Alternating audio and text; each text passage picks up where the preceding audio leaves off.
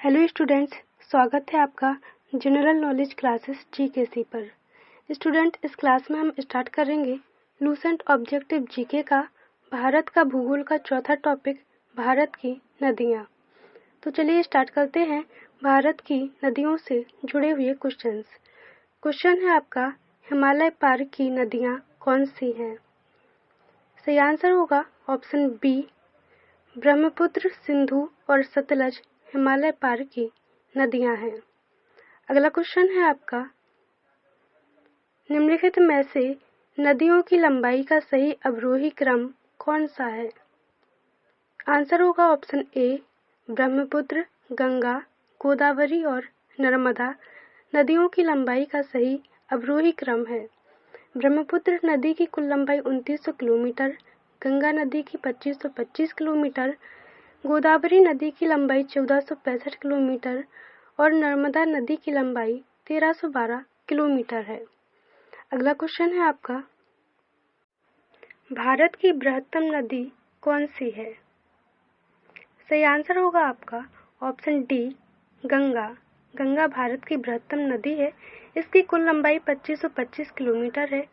गंगा नदी का उद्गम स्थल गंगोत्री ग्लेशियर है तथा इसका मुहाना बंगाल की खाड़ी है। अगला क्वेश्चन है आपका, गंगा नदी को बांग्लादेश में किस नाम से जाना जाता है?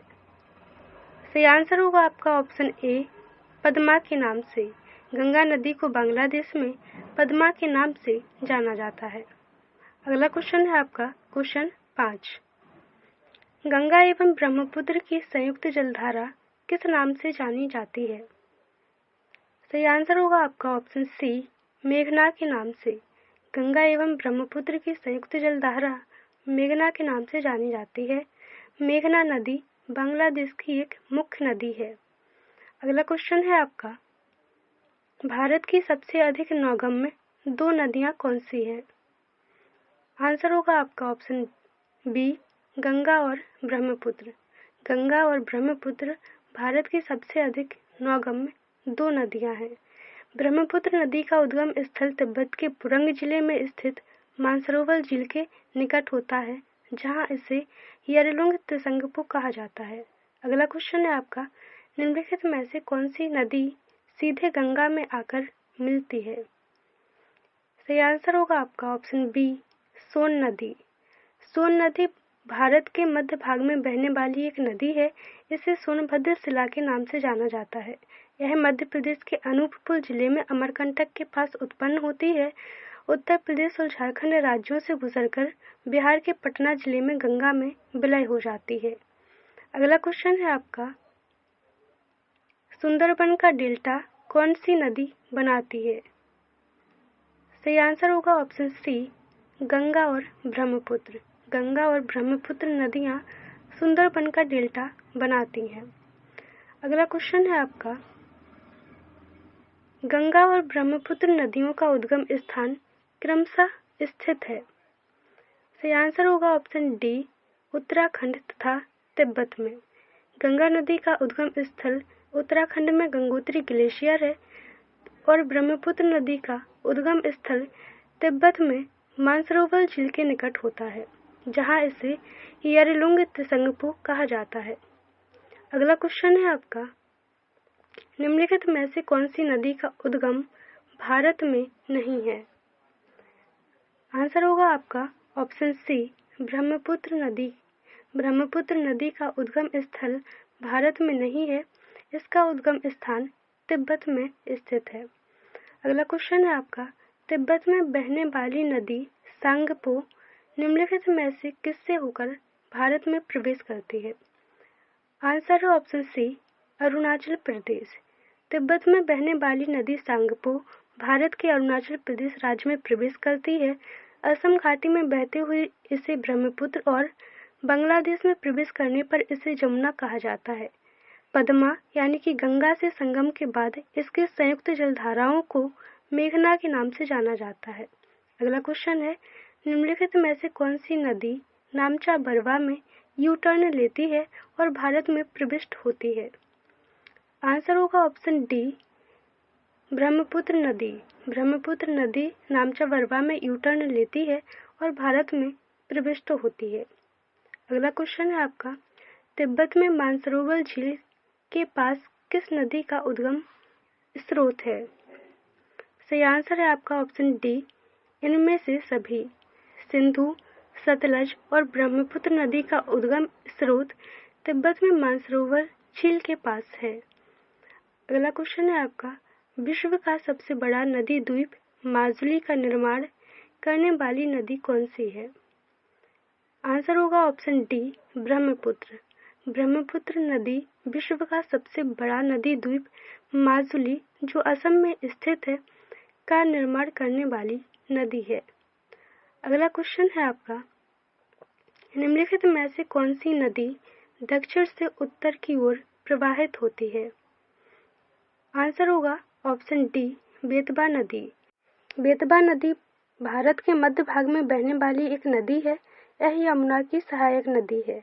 इसकी लंबाई 480 किलोमीटर है और उद्गम स्थान मध्य प्रदेश के रायसेन जिले में कुमरा गांव के समीप विंध्याचल पर्वत है। अगला क्वेश्चन है आपका, निम्न में से किस नदी को बिहार का शोक कहा जाता है? सही आंसर होगा आपका ऑप्शन बी, कोसी नदी। कोसी नदी को बिहार का शोक कहा जाता है।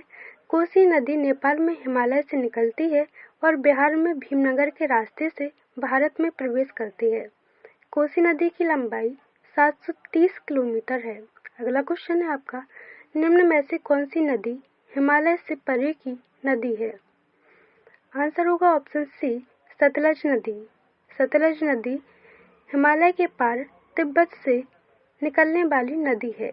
अगला क्वेश्चन है आपका, निम्नलिखित नदियों में से कौन एक विनाशक नदी कहलाती है? सही आंसर होगा आपका ऑप्शन सी, कोसी नदी। कोसी नदी एक विनाशक नदी कहलाती है। अगला क्वेश्चन है आपका, निम्नलिखित में से कौन सी नदी बंगाल का शोक कहलाती है? आंसर होगा आपका ऑप्शन डी, दामोदर नदी। दामोदर नदी बंगाल का शोक कहलाती है। अगला क्वेश्चन है आपका, वे दो प्रमुख नदियां कौन सी हैं जो अमरकंटक पठार से निकलती हैं परंतु वे अलग अलग दिशाओं में बहती हैं? आंसर होगा आपका ऑप्शन सी, नर्मदा और सोन नदी। नर्मदा और सोन नदी अमरकंटक पठार से निकलती हैं परंतु वे अलग अलग दिशाओं में बहती हैं। नर्मदा नदी पश्चिम की तरफ जाकर खंभात की खाड़ी में गिरती है और सोन नदी उत्तर प्रदेश और झारखंड राज्यों से गुजरकर बिहार के पटना जिले में गंगा में विलय हो जाती है। अगला क्वेश्चन है आपका, तबा किसकी सहायक नदी है? आंसर होगा ऑप्शन ए, नर्मदा नदी की। तबा नदी नर्मदा नदी की एक सहायक नदी है। इसका उद्गम मध्य प्रदेश के होशंगाबाद जिले के पंचमढ़ी के महादेव पर्वत श्रृंखला की कालीभीत पहाड़ियों से हुआ है। अगला क्वेश्चन है आपका, निम्नलिखित में से कौन सी नदी प्रारंभ में अरुण नदी के नाम से जानी जाती है? सही आंसर होगा ऑप्शन बी, कोसी। अरुण नदी कोसी नदी की एक महत्वपूर्ण उपनदी है। अगला क्वेश्चन है आपका, निम्नलिखित में से किस नदी को उड़ीसा का शोक कहा जाता है?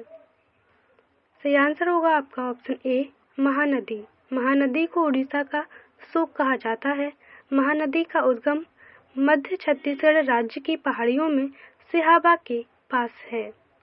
अगला क्वेश्चन है आपका, इंदौर के समीप स्थित जनापाव पहाड़ी स्रोत है। आंसर होगा आपका ऑप्शन बी, चंबल नदी का। इंदौर के समीप स्थित जनापाव पहाड़ी चंबल नदी का स्रोत है।